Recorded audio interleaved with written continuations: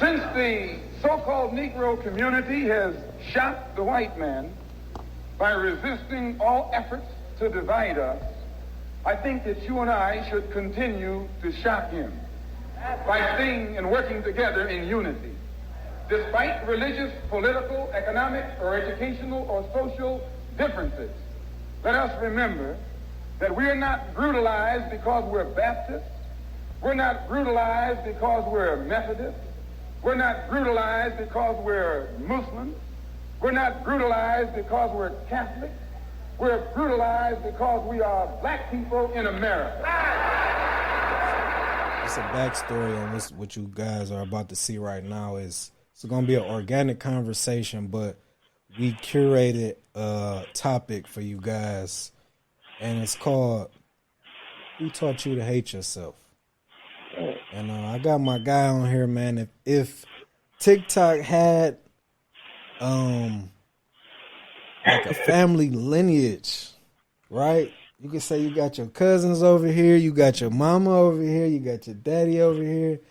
This would be my older brother. I feel like he has a old soul, man. And not any malice at all, man. Like, he got so much information, so much game. He from the good place of Maryland, man. Y'all know it's a lot of black excellence out there. And this my guy, man. KD, what's going on, man? What's going I'm on, good. brother? I'm good, bro, man. I appreciate the introduction, man. As ecstatic as you are to have me, man, as excited as I am to be here, man. It's like I really appreciate you giving me the platform and the opportunity to run my mouth because I mean anybody that knows me knows that I can do it for days on end. So I appreciate you, bro. It's always love between you and I. No, I appreciate you, bro. I asked you for the blessing. You came through. We've been in, like, it's a lot of people that, I ask, and it's some kind of excuse, but you came through. You stood on your word, and I Yeah, appreciate that, man. That's like love, man, for real, bro. Yep. yeah, I mean, a man is only as valuable as his word, man. If I can't stand there and do, the things that I say I'm going to do, it's like, there's no reason to trust or believe anything else I say. So look, we're gonna go to these slides, man. I want you to give yourself the introduction. Mine was cool, but yours would be better. I know it is. Who is KD? Who is Oh, KD? man. Well, I mean, KD, is, a 43-year-old black man, born to two black parents, in 1979, the rise of the crack epidemic. Has been through a lot in life. It has seen a lot in life and has experienced, a lot of ups and downs, a lot of traumatic events, that brings me to what it is that you currently see before you. It was a lot of mistakes made, in order to get here, and I anticipate there'll be a lot more mistakes made. As I said before, is that, regardless of what it is that we think we know, in terms of what it is that we have the capability or the possibility to know, it's still going to be a relatively small, so I'm always a student. That's just it with me, man. It's like, I'm highly passionate about history. I'm highly passionate about my people, and how to, ensure a more meaningful existence for us and for civilization in the future. I mean, at the bottom of it, man, I'm just another black man that's deeply passionate, and in love with all black people. Man. And you know what? I want you to plug your TikTok and all of that after this, but me watching you on TikTok, bro, is like I said, is looking at it it seems like I'm in the house with my grandma / grandfather, but everything that they told me up to this point in life has come to pass in truth, in fact. It's like the things that you talk about, you got history going on. I ain't even trying to be funny, bro. When I first, you skeptic at first because you don't know who you dealing Sure, with. So you sure. go back and then you research, and I'm like, damn, okay, he right the first time. All right. I look at another video, I go research that. Okay, again, everything, every video, isn't it? You're not out here capping. You telling it, and it's like you freestyling what you know, but so all the information is factual information. It's nothing that you made up or nothing. So we Yeah, cause came to the. see, Go ahead. no, my bad to cut you off. Go ahead. Oh, you good, bro? These people Yeah, they waiting for the game to get unleashed. They like, I know yeah, he the pit bull. They waiting for you to come off the chain with it. Not yeah. yet, y'all. No, Not yet. no. See, that's the thing, man. With what we got going on is that I understand that a lot of the things that I say may seem controversial, man, or even far left field. But we've been indoctrinated to a system, that's taught us for so long that we come from certain things, and if a lie is told long enough, ultimately it becomes the truth, right? So, what it is that I plan to do, or what I attempt to do with everybody is feed them information and recipe, right? Digestible pieces. So in doing that, it's like, and I don't want to save everyone. I don't have a desire to save everyone, just someone, right?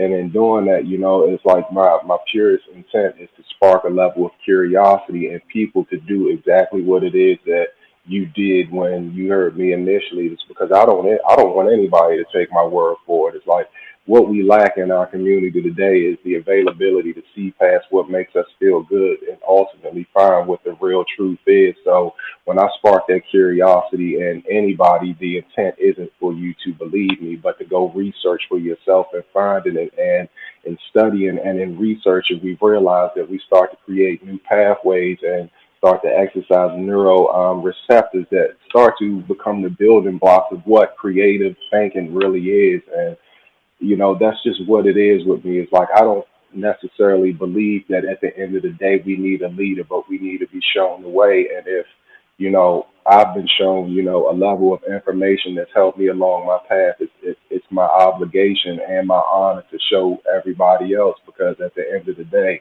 iron sharpens iron, and the weakest link of my chain, is only as strong as I'll be. So it's my eternal mission to find that weak link and strengthen it. And in doing so, strengthen myself and then strengthening us. Word, word. So you got a brand. Well, hold on. You a trucker also too, though, right? I'm a trucker, bro. It's what I love to do. I've been in trucks since I was 23, so that makes almost 19 years now. I'm close to 8 million miles, 0% preventative accidents. I've been in every state in the country, man. I'm local now, but when I originally started, it was OTR where I used to transport paper rolls and sugar out of Baltimore, into Tillamook, Oregon, or Tillamook, Oregon, and then drive up into Seattle and Fort Bend, Washington, grab lumber, run that down into Los Angeles, and into Texas. But the crazy thing about me starting trucking, right, is that when I first started Chris Cross in the country, bro, I didn't even have a license. I was working with a friend of mine, and we started this company, man, called Alliance Moving Company. And at first, I was just in a regular box, non-CDL vehicle, man, doing local residential moves. And the guy came to me one day and was like, "Yo, I'm contemplating buying a tractor. Would you be interested in driving it?" I was like, I'm money motivated, bro. It's like all you gotta do, tell me what the dollars look like, and I'm with it always, right?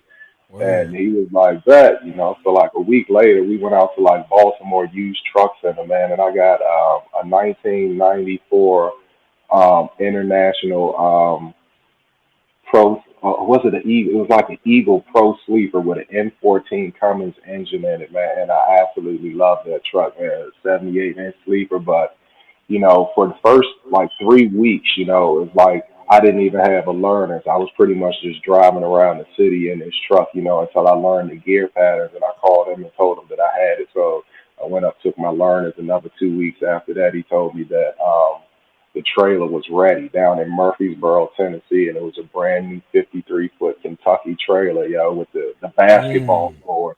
The basketball floors, like pine wood floors and Wood everything, brand floors, new. yeah. Yeah, so I took with me and my learner. I drove to Murfreesboro, Tennessee from Maryland using a trucker, road trucker atlas, you know, what the one with the red dots in it to show you where the weigh stations were.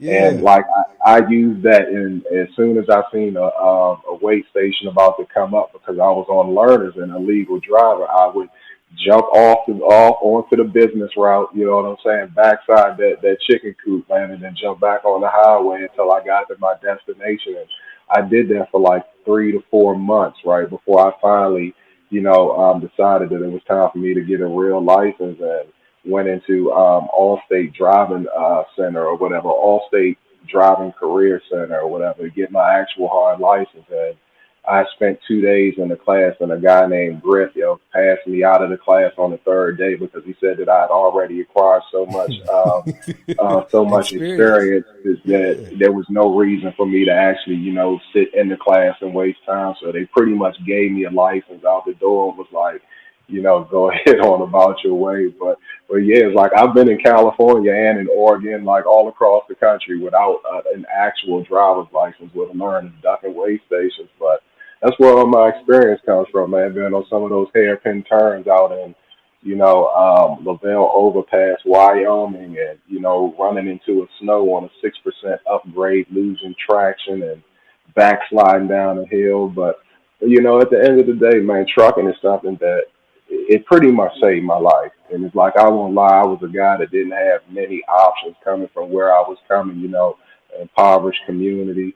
I had made so many bad decisions growing up, whether it's been involving myself in, the street trade and narcotics, or even just, broke people, crimes, breaking and entering, getting, all types of things. I got myself in a lot of trouble, when I was younger, and it just took me to realize that every single time I got in trouble, I had to reset my life and start over before I realized I had to find something that would sustain me. You know what I'm saying? And I'd always knew that driving was a passion of mine because I used to deal with the box caprices and things like that, and it was always a place of solitude where I'd get behind that wheel, and just find myself at peace, and it give me something else to think about outside of my day-to-day issues, which is what trucking does for me now.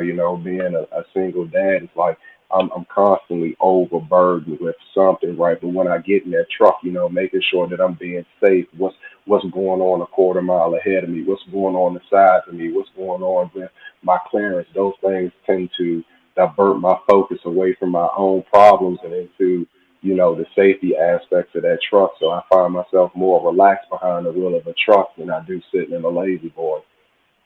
No, that's I can empathize with that story because it's the same thing, bro. It's like all over America, like all over this damn country, bro. It's this like you find somebody that has the same damn story, like trucking to save my life, or rap, or but we not on entertainment. We on like this really saved my life. It's a trade that I can carry with me, from when I started to when I croak out. You know what I'm saying? Till I get Right, old right. and don't want to do it anymore. And the thing is, they could take everything from you, but you always got the know how and experience to drive a semi. So you always valuable in a well needed economy, well needed industry. Yeah, So yeah, that's a you fact. have And in a society of consumerism, man, based in capitalism, people always need things. You know what I'm saying? And if those things come off a train or a plane, then they have to be distributed locally by a truck. And that's the one thing that I understand. I remember having this doctor walk up to me one time, and he was like, "Man, you drive a truck." He was like, "Your license is as good as a PhD and more resilient, more reliable than." Probably any, job endeavor that you could take on, because in the event that all systems collapse, trucks will still be needed to haul trash. Trucks will still be needed to bring in, commerce in order to feed people. I mean, in worst case scenario, in the darkest situation, trucks will be needed to haul bodies out. mm, And that's the one thing that I understood is that, if I put myself in position to, you know, operate, something that couldn't be shut down, then in a sense I've solidified, my financial ability to provide a resource to my son and to myself. And That's what it was always really about, getting something that nobody could take away. Because as much trouble as I can get in, it's like they can never take my license away. If a company doesn't like anything I say on this platform and they fire me tomorrow morning, I'll be in somebody else's truck. Yep. So that's the one thing. That's the one thing that I realized. It's like you can't take my license away from me. It's like I'm the only one that can really screw this up. So that's just what it was, man. Trucking saved my life. Damn. Yeah, that's hard right there. So I'm thinking like you got other stuff going on too, bro. You got clothing, your shirt. You got this website. Tell us about that, man. What is Divisi Concuri mean? What does that mean?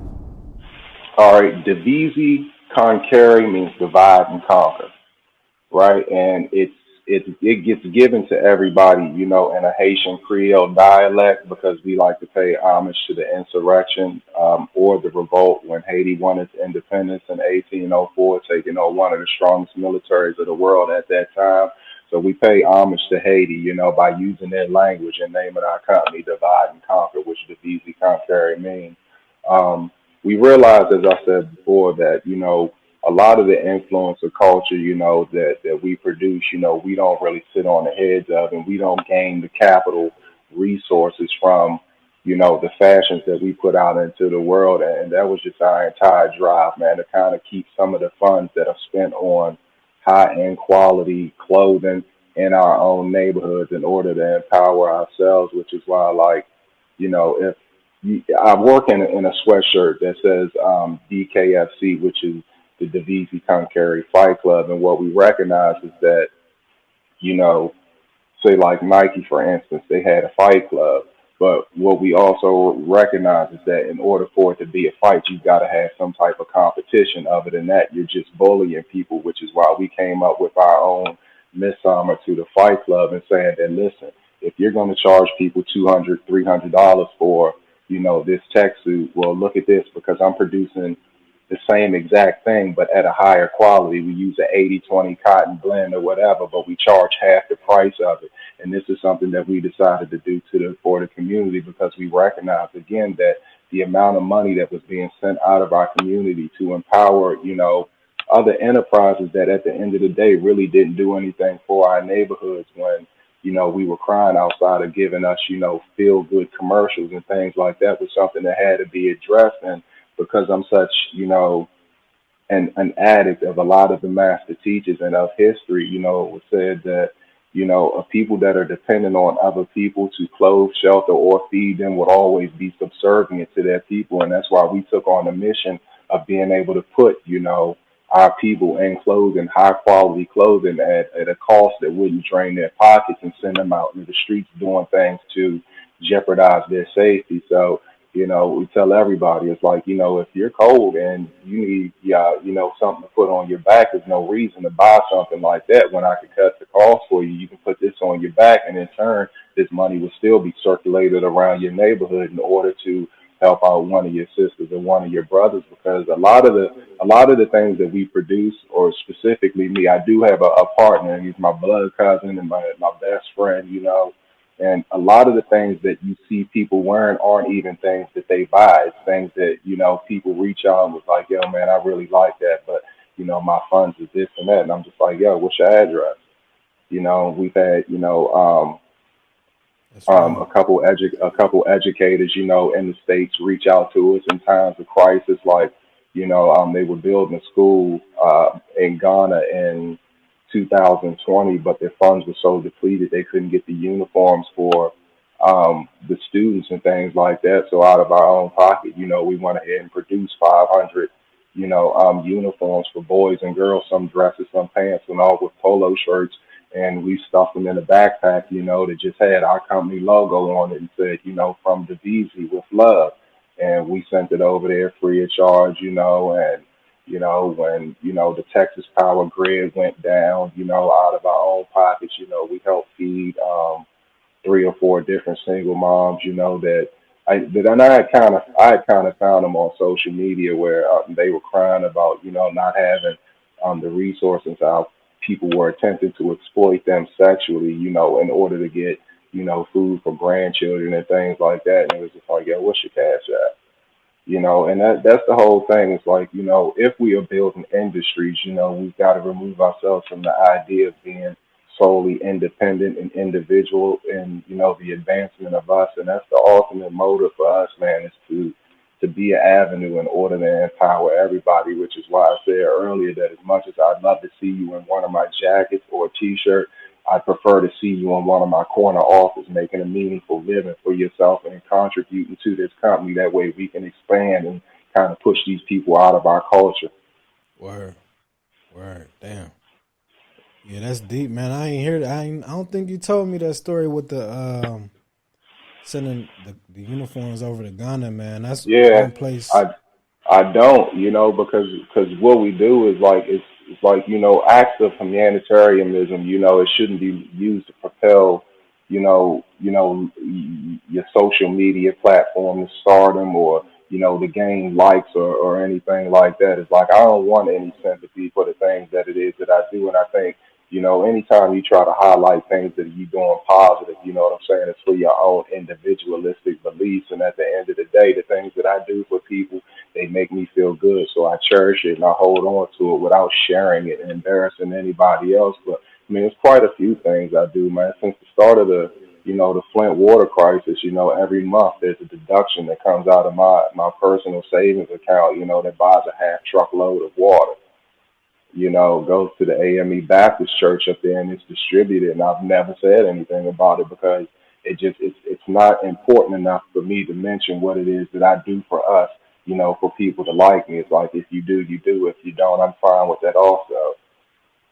But I think by you saying that, and right now, somebody that's seeing it, they know what kind of vibe that is. You're not, oh yeah, I did. You saying it in a, kind of, a humbling tone and a humbling way. So it's like, a humbling demeanor. So it's like people need to hear this, bro. I think a lot of people such as yourself and other people, they, kind of give themselves a lot less credit than what they deserve. But that's the humble part in it. Like, yeah, I did this, but that's big, bro. A lot of people don't. Well, you said it yourself. They say things to kind of put the attention on them to get more likes, get more views, get more, like, they bigging up themselves, when in all actuality, like what you said, like in the humble tone, like, yeah, and I did this, and the third. So yeah, man, big up, bro. Right. You gotta big yourself up sometimes, man. Yeah, and it's not that I don't, you know what I'm saying, and I reject, you know what I'm saying, the term humble, you know what I'm saying, because I'm not a humble person at all. When we start looking at book definitions of words, and labels that have been laid on us, you know what I'm saying, ultimately words have power over us. And when we start looking at words like humble, which means to value yourself less or to see yourself as less than, it's like that's not a word that I prescribe to any of us, you know what I'm saying? While you might be, more reserved in, your celebrations of self, it's like humble isn't a word that I'd attribute to any of us because, again, with words having so much power and us not understanding book definitions of certain words, it's like we've got to get out of laying spells on each other that, ultimately at the end of the day weaken us as a group of people. It's like I don't see you as humble at all. I see you as a reserved king, and that's just what it is. Like I'm not a humble person. It's like I'm more than confident in myself, and given, the need to pronunciate or to, articulate exactly how confident it is I am in myself. Sometimes it comes off as conceit, and that isn't a problem of mine. That's the problem of the person that perceives it as being something negative. I don't have an issue with that. I think all people should have a supreme level of confidence in yourself by, having this level of belief in yourself. You also have to hold yourself, or you're forced to hold yourself to a higher standard. When you start holding yourself to those standards, ultimately you get a change in action that has to coincide with that belief. And that's just like, the N word, that we use with each other. It's like if I continuously use that N word, then that's all I expect out of you, N word activity. But if I call you king or if I call you brother, I expect respectable, activities out of you. And that's just what it is. We got to understand how even the English language in itself, and it's a book of spells, in the words that we use and then labels that we lay on ourselves is sometimes, really, really detrimental to the subconscious beliefs and actions of us. So now, all right, I'm getting that out. I like that. I like your analogy of that. So now I can't say humble. I'm not saying humble no more. This is what I'm saying. Say that one more time. I'm saying that I'm reserving my No, I royalty mean, as a king, yeah, right? that's it, man. It's just like you're more reserved and laid back. There's no need to always, proclaim how great you are. You know what I'm saying? It's like to run around and say that I'm this great, you know what I'm saying, means that you aren't really great. You are. Greatness is a title that's attributed to the people that witnesses your actions and they label you that, sort of like a leader. It's like I never call myself a leader. It's the people that believe in me, and see my actions that call me a leader. But at the end of the day, I'm just a person that follows suit, follows line, and I'm following behind a group of people that have laid down a set of instructions for me. So I'm a follower just like everybody else. I'm just a little further along in that journey. Yeah. Damn, that's raw. That's raw, man. Um, so we talked about anything else you want to tell us about your brand, bro? You said what it meant. What's the website? The website is www.divizie, Divizie, Konkeri, Konkeri.com. We can be found under that same spelling on Instagram at Divizie Konkeri. Um, the website is up and active. Everything that we have in inventory or everything that's listed on that site is in my inventory currently. We don't do pre-sales. We don't do wholesales. And what I mean by pre-sales is taking people's money in order to produce offers that have people sitting around waiting for months in order to get their profit. I mean, their product. And it's like we don't do that because at the end of the day, we believe that is, in a sense, robbing people because when I want a fresh outfit, I want it immediately. And by the time I get it off of a pre-sale, it's no longer something that I want. It ends up in the closet. So, if you see it on the website, it's in my inventory right now. If you ordered it tonight, it'd be shipped out tomorrow morning and it'd be on its way to you within the week. That's just it with us, man. It's like we pride ourselves in quality. So, anything that we produce is of the highest quality material that you can get, for that specific item. If there's anything or any manufacturing malfunction that you find in it, it's like we take it back, free of charge, pay for shipping for you to return it, and then we send you back one out, a free one with a return on your money. So in a sense, if you find something that we've effed up on, it's like we give you your money back, and then we send you back one that is, manufactured perfectly, free of cost, no shipping included. It's some dope stuff on there too, y'all, man. When y'all look at this, when y'all go on the website, talk about those jackets that you got, bro, on there. Like, I like the Black Panther jacket because it just resemble a lot of, of us as far as the culture. But it's some other Right, things on there too, also, right. bro.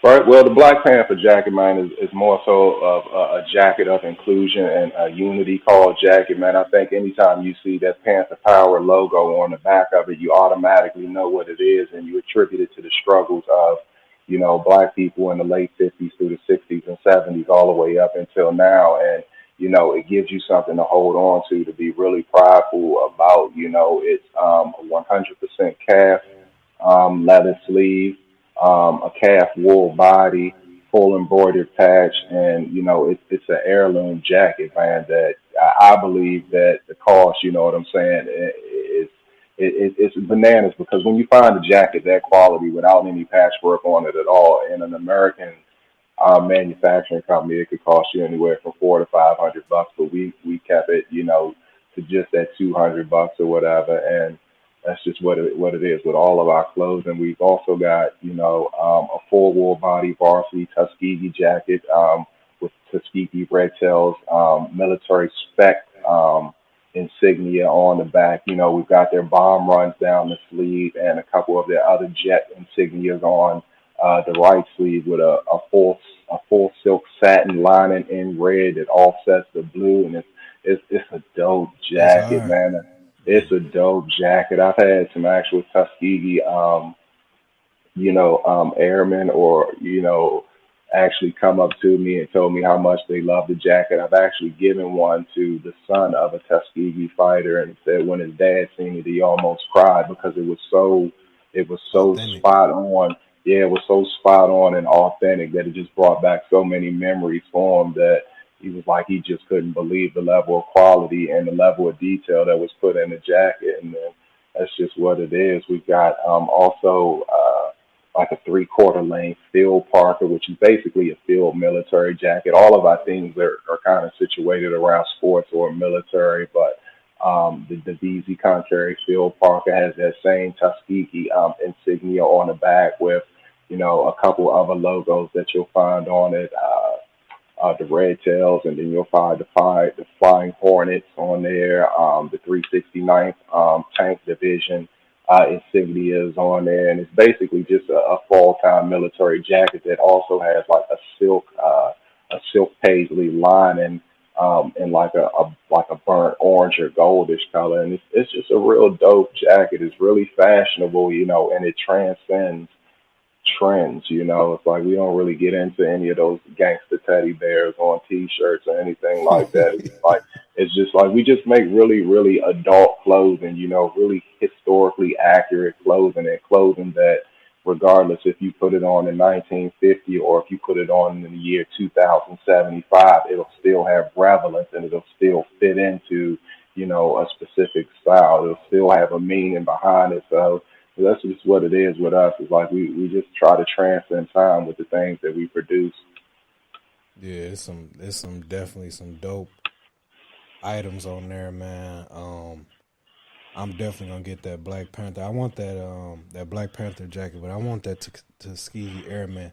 I swear I thought I saw one with Mansa Musa. Yeah, yeah, I yeah, don't know yeah. And why I keep saying that, bro. Like, well, because I told you, bro, that the Mansa Musa that you seen, the only thing that I have on with King Musa, man, is a pair of boxer briefs with the Hajj travel map on it the when he map. left.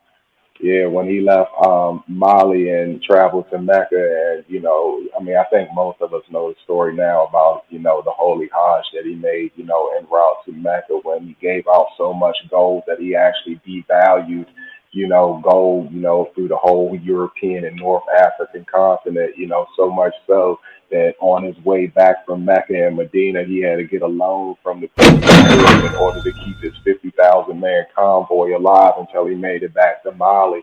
So I mean, it's just a dope, inspirational, pair of boxer briefs, man. Really quality made, and they were put out there to kind of rival some of the other, boxer brief companies, So that's just what it is, man. We just look to put out a real high quality brand, a piece of material, with, a really affordable price because at the end of the day, I think that Black Power has to be, kind of centralized around, financial literacy and financial empowerment in order to create generational wealth because, all things, on this planet under the system is capitalism is a global system. And if we understand that, then we understand that everything is for sale, but everything is also to be bought, including land, countries, governments. And if we were to retain our funds, and start diverting them into things that were more productive and more tangible for us, we see ourselves start to rise as a group of people as opposed to being smashed down to the lower levels of the human totem pole. And that's just what it is with us, man. Group empowerment and group power. Yeah, yeah. So you said I'm gonna skip around a little bit because I had it, and I knew it was gonna get like this, man. I had a slide on Yeah. number 8, and you talked about how to leave, like create generational wealth. hmm So, my question is, and first, before I give you the question or before I ask the question, you told me about a story on we was on live, and you told me about a story, bro, and it was when I got off the live, it was down there like probably what 3 a.m. or something like that when we It was talked. like it was like it was like 4:30 in the morning. So it's 4 in the morning, and I'm Yeah. like, I ended the live, boop. So I'm laid back. I said, damn, this brother told me about about your son and how he's 13 and how you making him invest. So It's like, and then you teaching them. Rather, I'm sorry, teaching them. So my Well, we're question, learning at the same time.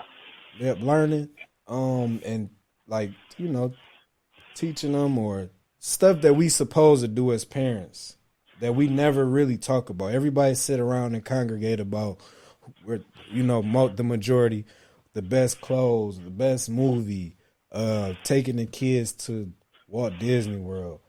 But you actually, you teaching your son how to build generational wealth, how to keep it, and how to make the money work for itself.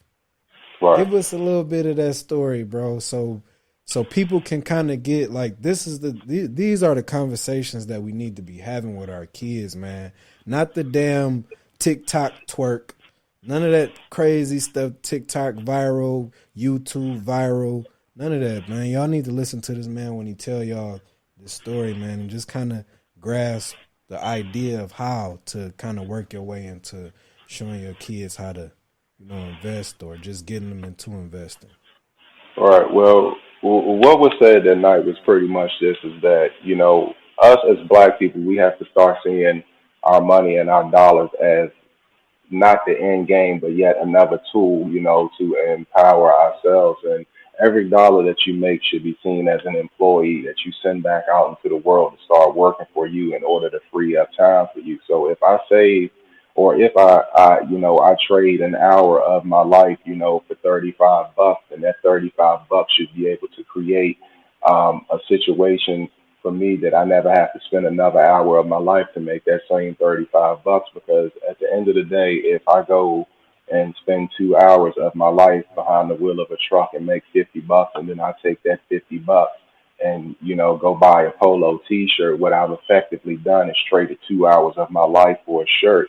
But if I were to take that $50 and to stick it into an investment account, that guarantees a dividend at the end of 3 months, 4 months, 6 months, however it pays out, I'm now receiving a residual income or passive income off of money that I've already put into an investment account, and my time continues to create, passive income for me. That way I never have to trade more time of my life in order to make that original $50. And as long as that $50 is stuck inside of that investment account, it'll continuously generate a dividend, so much so that at one point or at some point, I'll be able to use the dividends in order to buy that polo shirt that I originally wanted, while still maintaining the time that I've traded for, and that $50 inside of a market that will always work for me as long as I never pull it outside of the market. So at the end of the day, what I tell my son is that if you really want to be free, and we've got to redefine what freedom is, because it has nothing to do with money at all. The only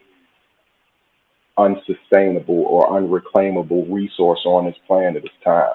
Once we spend it, there's nothing that we can do to get it back. And it was said that a billionaire was on his deathbed, and he asked him exactly, how much of this are you willing to trade in order to have one more hour of life? And he told her, I'd give it all up. But at that point, it was already too late. And then that you realize that once you trade an hour of your life for anything, you better make sure it's worth that hour of your life, because there's no reclaiming that hour. But you can do multiple things in order to make a dollar over and over again. So I tell my son that once you get money, if you truly want to be free, try and strategize ways in order to solve problems of people's of others, and you can monetize, that struggle, the solving of that problem, in order to remove people from struggle. And once you do that, you've effectively created, a company and an enterprise for yourself. But, also understand that in investing, it's like there are people that don't get up under, the stipulations of somebody else's time clock or somebody else's orders of you to come in and create their industries, their business or their enterprise or empires while they're vacationing in Waikiki, you're sitting in the office. So if you can grasp the concept of, allocating money to appropriate funds, effectively what you've done is created a residual income. And what that means is that your dollars are working for you even when you are asleep, which means that when you wake up, you don't have to spend time of your life in order to run around and build somebody else's empire to secure the resources that you need that are necessary to sustain life on this planet. And that's what real freedom is. And if you can at least try to understand what I'm teaching you at 13. By the time you're 26, not only would you have freed yourself, but you could also teach this to multiple other people and free them also. And that's the secret of millionaires and billionaires on this planet, is to not work hard at all, but to work really, really smart and efficiently, and employ people that don't want to do that same thing to do the grunt work for you. Yeah. I feel like America is like they give us the wrong. They give it in their defense. They say this the right way to go through life is go to school to go to college to get a good job to secure a good job. But after it's all said and done, you owe these people money.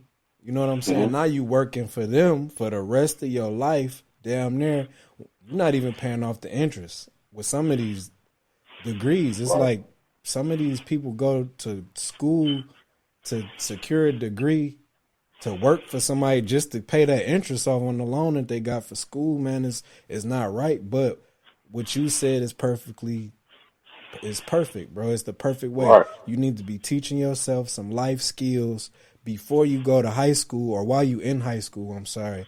And you'll be able to be out of the rat race. You wouldn't even be in the rat race. You'll be Hmm. looking from the outside. You'll be looking, 20, looking at looking at the economy in a bird's eye view. Now you can see why they say most millionaires didn't even graduate high school. Facts. We see why they didn't, because they already That's had facts. the game. You know what I'm That's saying? facts. That's facts. A diploma or associate's or a bachelor's degree is like, that only means something to consumers, right? That as a employer, right? Nobody ever asked me what level of high school or what college, you know what I'm saying, I attained in order to create this company. I own the company. If you do, I'll fire you for questioning my intellect, right? I'm only asking you what level you've achieved to make sure that I've got the most efficient worker, to put inside of my company to produce more for me. See, something happened to us that we don't really recognize, you know what I'm saying, and the ending of slavery, moving into Reconstruction, where we were sent into plantations in order to work for sums of money in order to secure capital. It was called Reconstruction for a month, for a reason, right? The reconstructing of slavery wasn't the abolishment of slavery. What happened is the federal government came in and they removed privatized enslavement of people, right? And it took over all groups of people. Black people were removed from the belief that they were owned by plantation masters, right?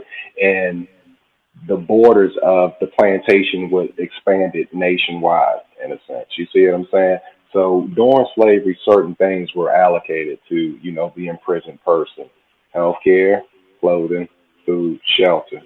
This is what most of us go to work for nowadays, right? Since they start taking fruit trees off the street corners, you can't even go pick an orange off the corner anymore because they removed them, which forces you to have to go work for a corporate plantation. Your corporations are plantations now, right? Where we're bound by a 40/40 that requires us to go into work every single day, right?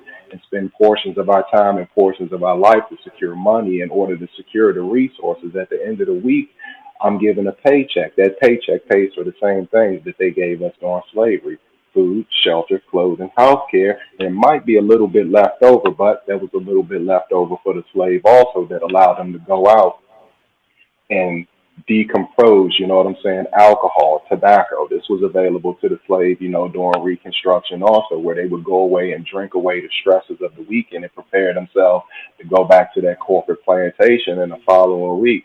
And that's just what we don't understand, is like, under a system of capitalism, they've removed slavery from being on the backs of just black people, and they pretty much placed it onto the backs of all people. We are all debt slaves nowadays. We are all slaves to keeping up with the Joneses. And at the end of the 40/40 work week, you know what I'm saying? It's like we don't have anything left to have, the appropriate amount of time to sit and think about ways to escape the system. And this is why they keep us in that rat race. Oh, go get a Mercedes Benz. Oh, get some Nikes. Oh, go get this. Because as long as I'm chasing those things, I'm never really focusing on how to get myself out of this system. And that's what it is. The slave always, wanted to acquire more things, that is the man next to him didn't have, because the more that I had, as opposed to this man right here, made me seem like I was doing better than him. And that's what we keep up with right now, the rat race that keeps us in debt to American consumerism and capitalism, and that is slavery in itself because none of us have a choice but to work. You know, you choose homelessness or you choose to work in order to survive and get the resources that the earth at one point provided to us all free of charge. But somebody took control of the earth and said, now you have to pay to live in a house. You have to pay to eat food. You have to pay to drink water. And these are all things that are given to us by the Creator.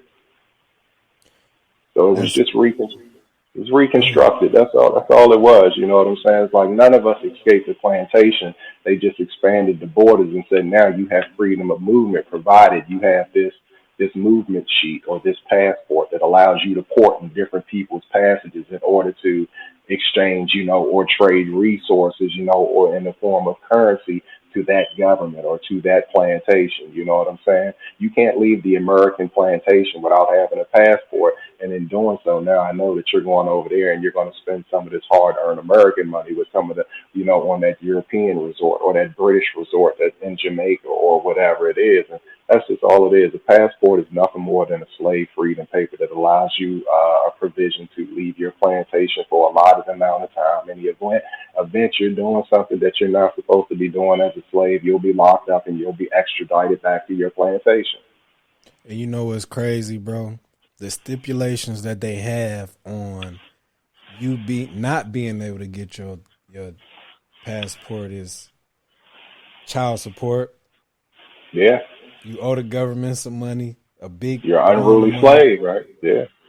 Who do that apply to though, bro? That it only applies to us. You know what I'm saying? Right. Some, you might have some other cultures that's behind on child support, but it's like we the ones who can't really. It's a lot of us like, bro, why you? Let's go to Africa. Let's go to Jamaica. Like, oh man, I ain't got my passport. Like, why the hell you?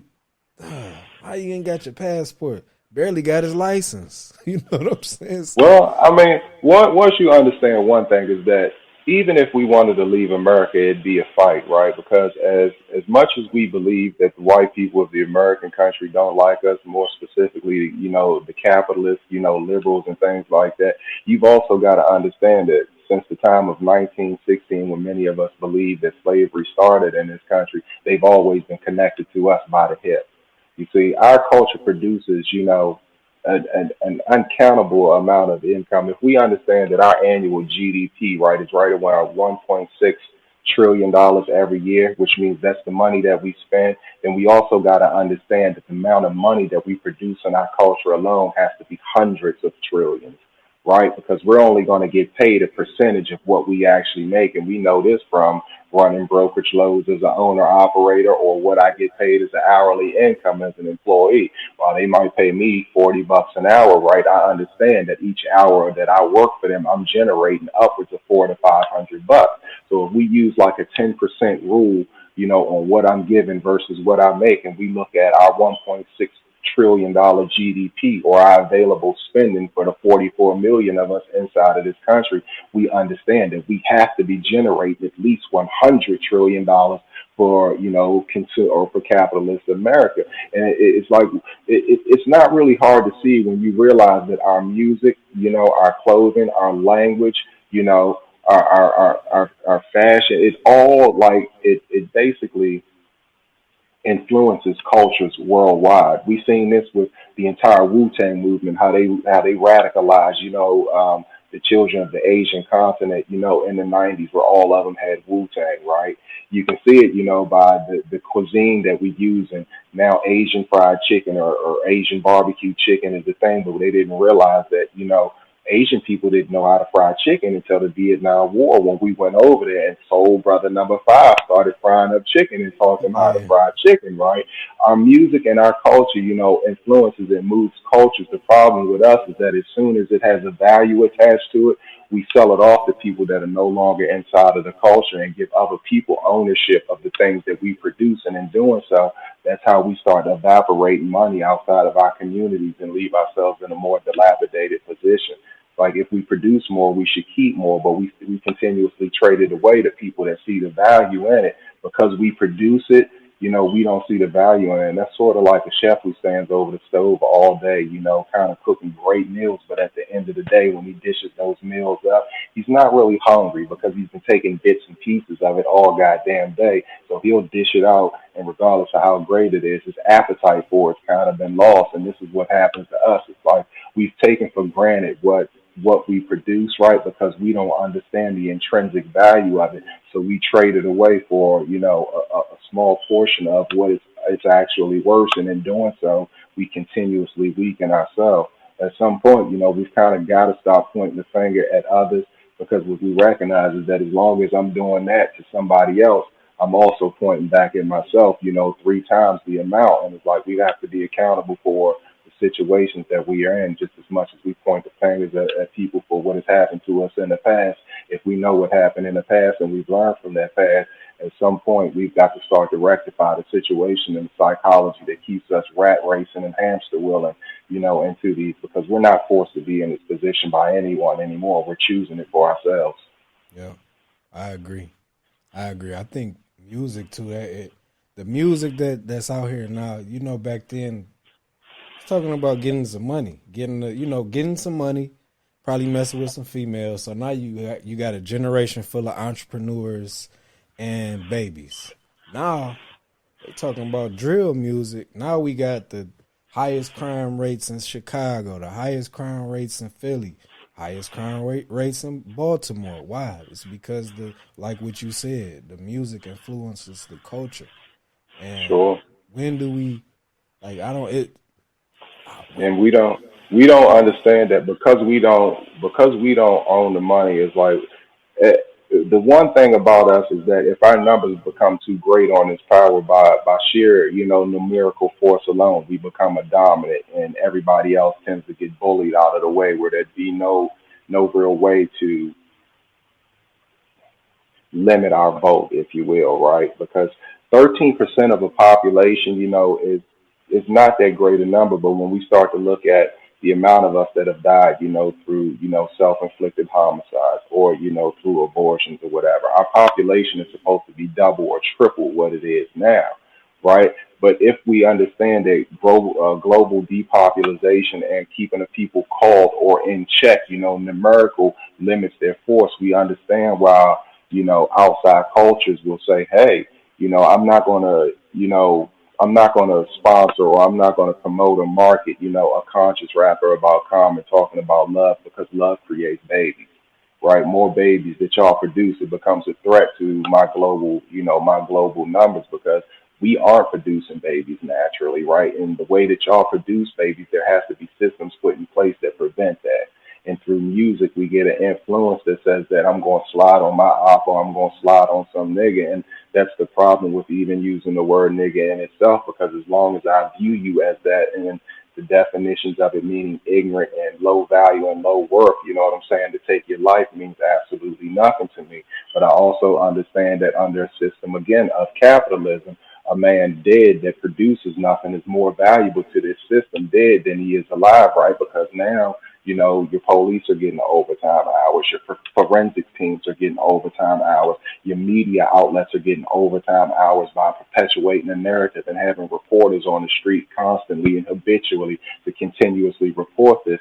So it's like we just don't understand how the psychology of us has been played against us, because we've been locked into a project or the project so long and had so many tests ran on us from the outside that we never really realized that in these situations and in these tests, we've been used as the rat. And there's a group of people that are standing outside of us looking at us, and they basically classical conditioned us, right? Which means that I can prevent, or predict what it is that you're going to do based on the things that I place inside of your neighborhoods. And these are called positive and negative reinforcements, right?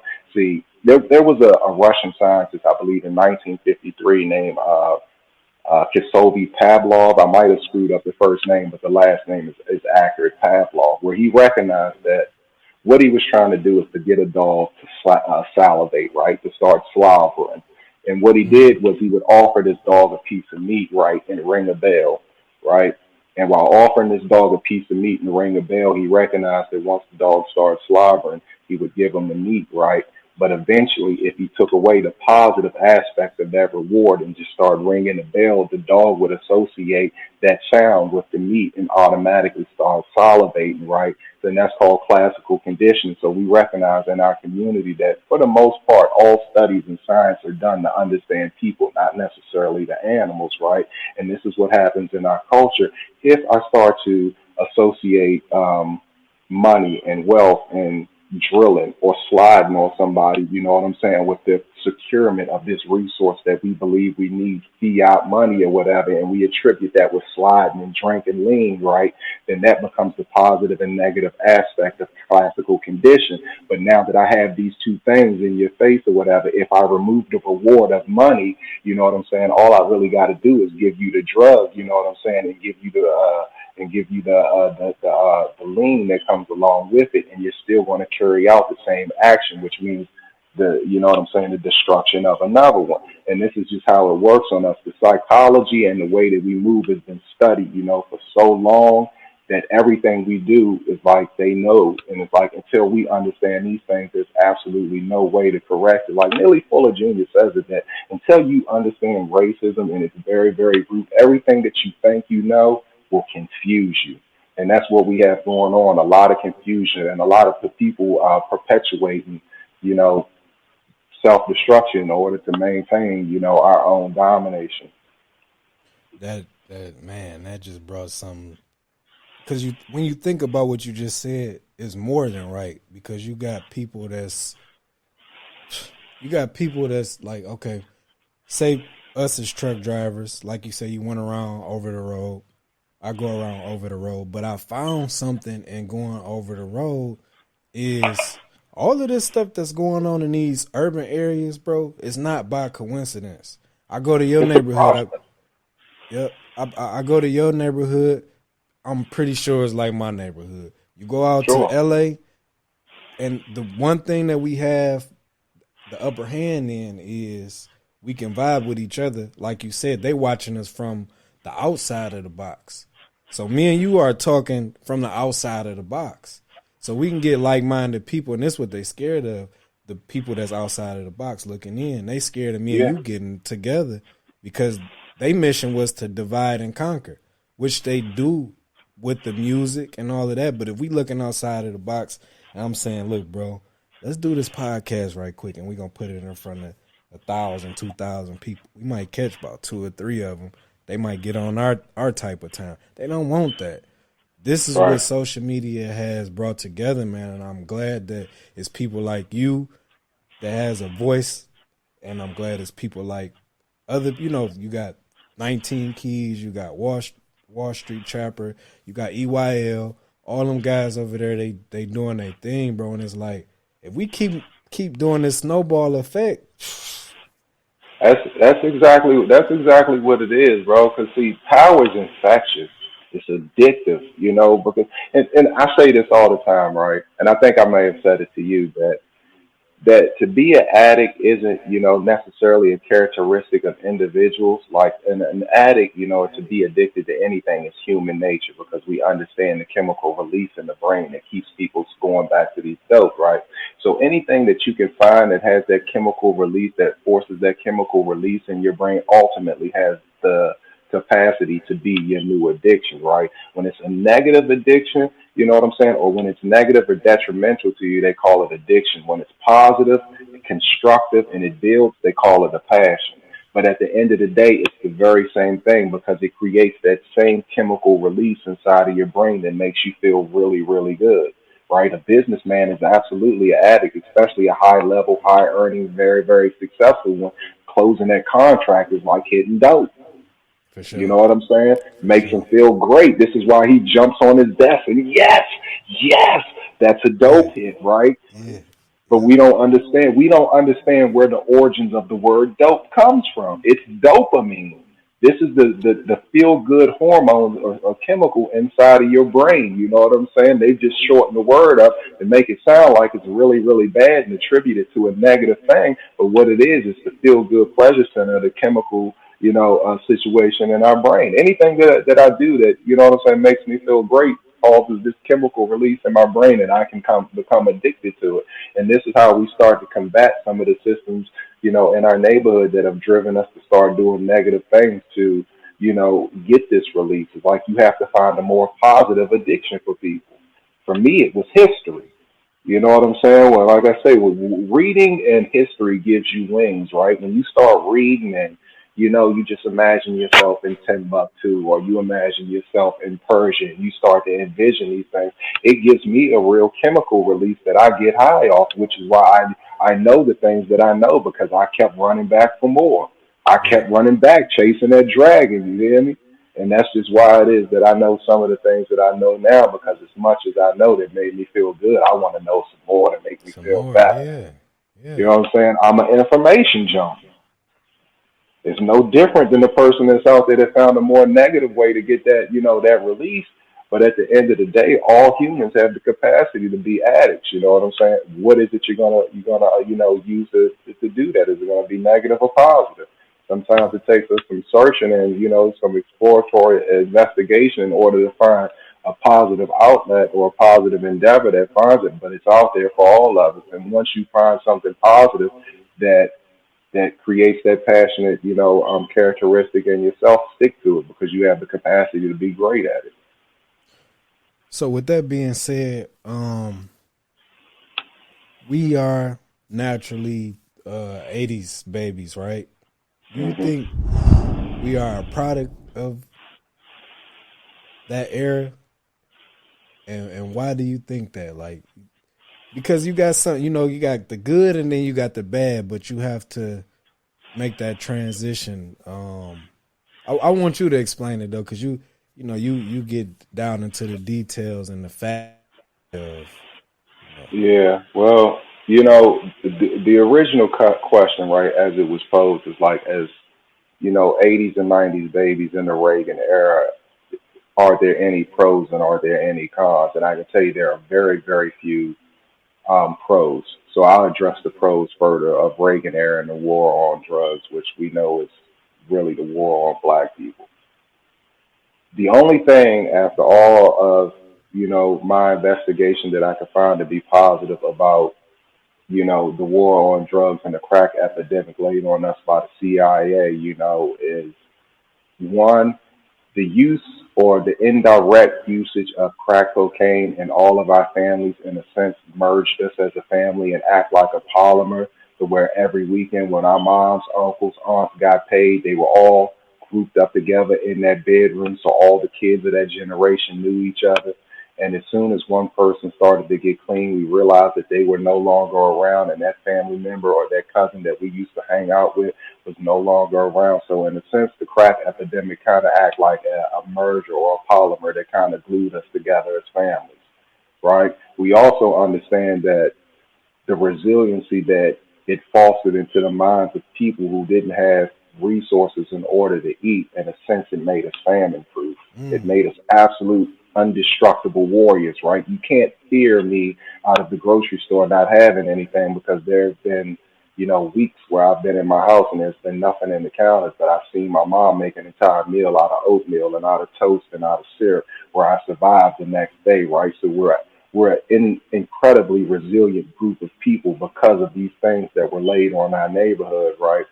And when we start to speaking about the curses of the crack epidemic, one, it destroyed populations, right? The infant mortality rate at that time was one that was so great that we still haven't recovered our numbers from it. At that point in time, we were 13 or 14% of the population.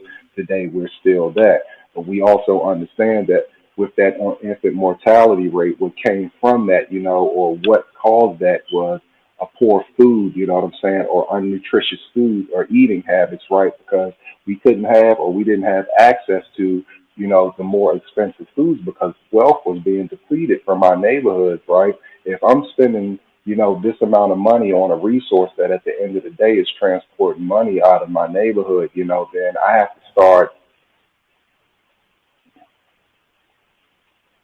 to start finding ways in order to make do with kind of what it is that I was given. And when I understand that, or when we understand that there are only really three ways to make money, you know what I'm saying, in any community.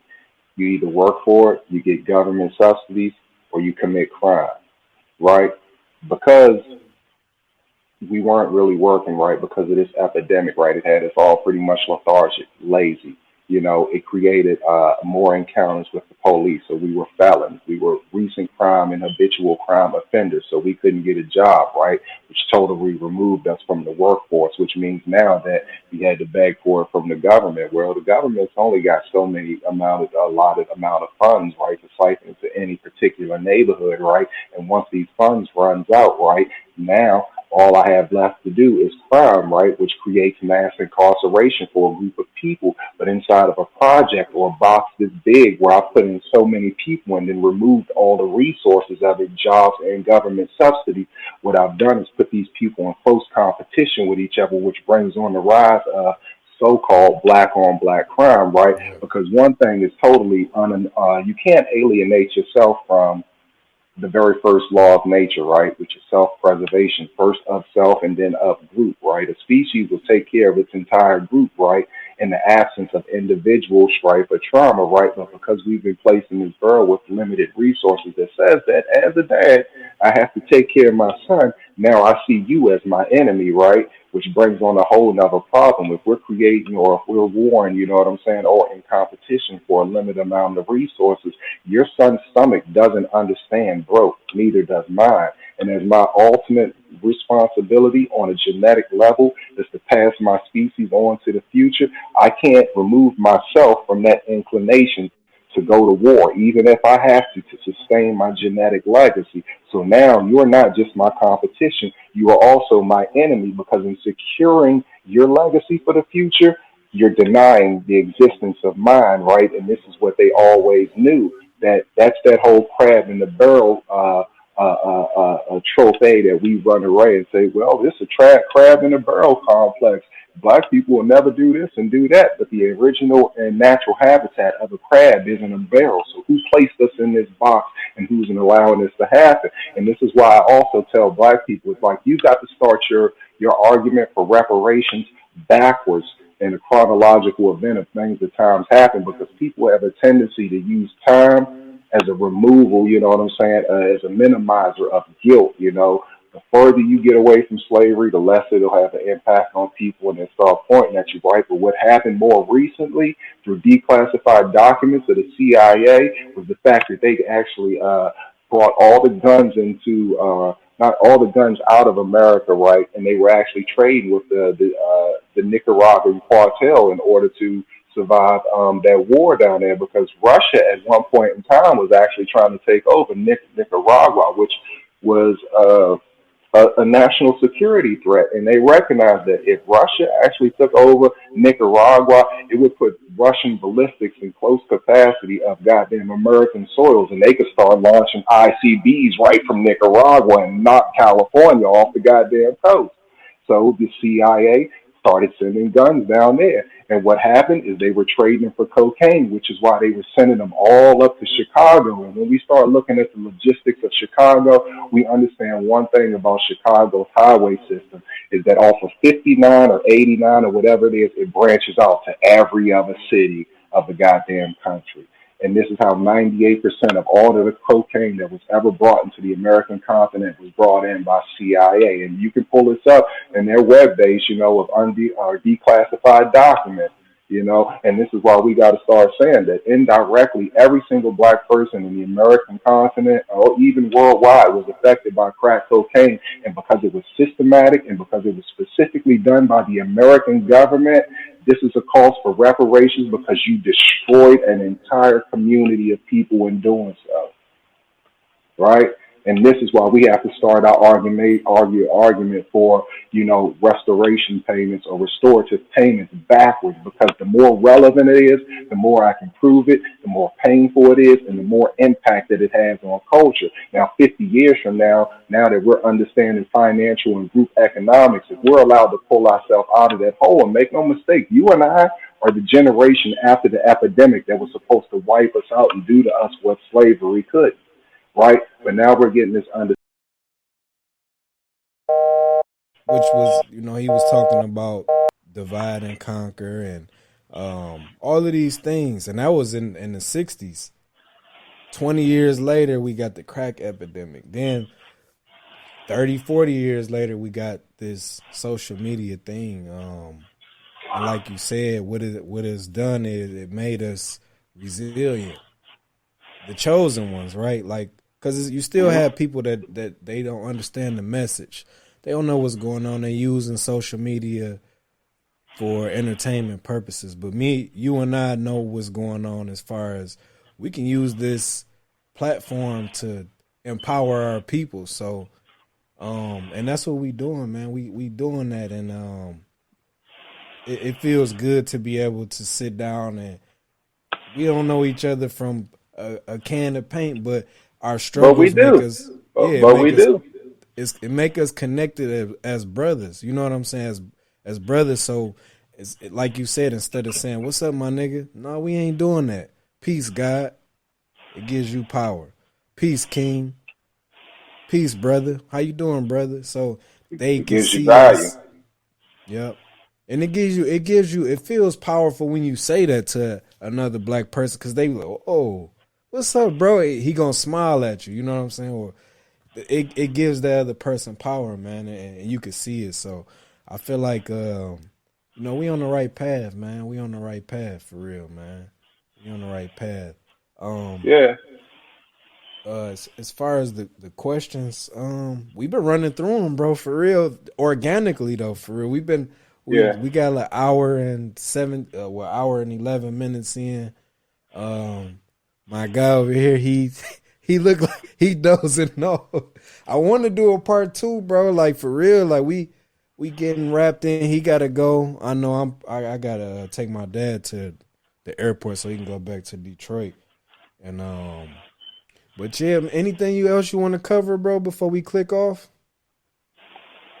Well, no, I mean, it's like one is like I'm always down, to expand the conversation, man, and speak about whatever it is that we got to speak about in order to further the agenda. But I think at the end of the day, you're 100% correct that we aren't, ununified, we're unorganized, and in using certain media platforms in order to spread this message is the greatest way in order to bring everybody into the same mindset, whether it be, sharing information or where we get this information, like certain books, which is why I post books, at least every week I try to, because I understand that if our mindsets are in unison, then at the same time, our actions will have to be, you know. So at the end of the day, it's just that, man. Just keep doing what you're doing. It's like I appreciate the opportunity to run my mouth. It's like obviously I could do it for a whole day and a half and still have more to say. So it ain't running your mouth, bro. Everything you say, bro, I swear I'm looking it up because I know you right. 10 times out of 10, like, look, man, look, this book that he just said, yep, they can't ban us off here, bro. They can't do it. We already now we connected. That's what they don't. As far as TikTok, I feel like it's a lot of guys on there, man, that got valuable information. They want to ban that because it's like you could cause something crazy. But you could totally cause, an U-turn in the system, man, and start to create a group of rebellious people if they were to come into the information of what's happening to us all, not even on a racial level, but on a social economic level, right? Mm-hmm. Because in a sense, this is what, elites even fear, like, the poor becoming aware of how they're being kept poor, with a mindset of poverty. And it's like we understand that poverty is a mindset. It isn't really a position, because the thinking man can pull himself up out of a hole 1,000 times. He can lose it 999 times. And 1,000th time, he'll be able to pull himself up out of the hole with appropriate information and direction. And it's like once we understand that, it's like we also understand that the greatest fears of the elites is keeping us divided, which is why the book that I'm going to recommend for you to get is one called The Fourth Turning. And it's basically a book that tells you how history repeats itself in 40 to 60 year cycles. And every time you see black communities come into an elevated level of consciousness or awareness, there's always, an outside force that presents a wedge, 40 to 60 years ago. Today, was the end of, Dr. King, the Montgomery bus boycott, and the rise of the Black Panthers. What come after that was the crack epidemic. That was the divisive tactic used to keep us from focusing on a greater agenda. Today, what we see online is this black man, black woman beef, right? Because once you start to put black men and put black women in beef, you have essentially attacked the black man's greatest pride, and he has no other uh, option but to address the problem that's happening to his genetic opposite. Because at the end of the day, it's like I tell her, regardless of who this man is, the one undeniable truth is that all men in all society and everything they do outside of their decompressive hobbies, like hanging with their friends to play PS3, is geared toward attracting a woman in order to secure his genetic legacy. You get a haircut that isn't to look good for yourself. You know what I'm saying? That's to look good for her. You get a brand new car, you call it a midlife crisis, but that isn't necessarily, you know what I'm saying, for you. It makes you feel good, but it attracts her. You know what For I'm saying? sure. You gain money, you get a great job, you know what I'm saying? You get a great place. But what is a great place? You know what I'm saying? What is this great nest that you've created, right? If you don't have a woman to bring your seed into that house, you know what I'm saying? So basically, a man that doesn't want to be with anybody, you know, or doesn't look for a relationship, he can be relatively comfortable in a house with a couch and a TV and a telephone. I don't need nothing else in that joint. But once you start to make it an actual nest, right, this is the securement of a domain and a domicile in order to attract your genetic opposite, in order to do one thing that we cannot remove ourselves from, and that is to secure a genetic legacy for yourself. These are the problems that we have, is that most of us have become so religiously indoctrined, right, that we don't understand that God doesn't dwell in heaven, right? God doesn't dwell in hell. He finds the equal medium in between, and he straddles the line where he can be great or he can be bad. You can build or you can destroy, depending on what a situation calls for. And at this point in time, for us, we kind of have to descend back into our more animalistic nature and understand that at the end of the day, genetic survival is what racism is about. Securing Mm. your genetic legacy into the future, you know, and if you're unable to do that by way of natural selection, you will be exterminated. There are groups of people, you know what I'm saying, that are no longer present on this planet because they didn't realize, you know, what it was to be an actual species on this planet, because we've been indoctrinated in believing that after this life, yeah, there's a heaven for me, but there's a heaven for me in the physical life also. I just have to create it for myself. Yep. So that's it, bro. You know, We appreciate can the make. platform. Dang, man, you know we could go all day, man, but it's definitely gonna be a part two of this, man. I feel it. It's a couple things that probably only one other thing that we didn't go over, and we had picked that back up some other time. Um, man, I appreciate you coming on this platform. This is It's our my pleasure, bro. platform. It ain't just this platform; it's our platform because we coming together and we, empowering each other, and the people that's looking from the outside in, man, I know they're gonna feel empowered by this episode, man. I appreciate you for blessing me with your presence and your Bro, it's knowledge my on here, pleasure. man. My pleasure, bro. Yep. And this the 18 Willing Podcast, man. Episode 17. It is what it is, man. Y'all see what's going on, man. It's black love, man. Always.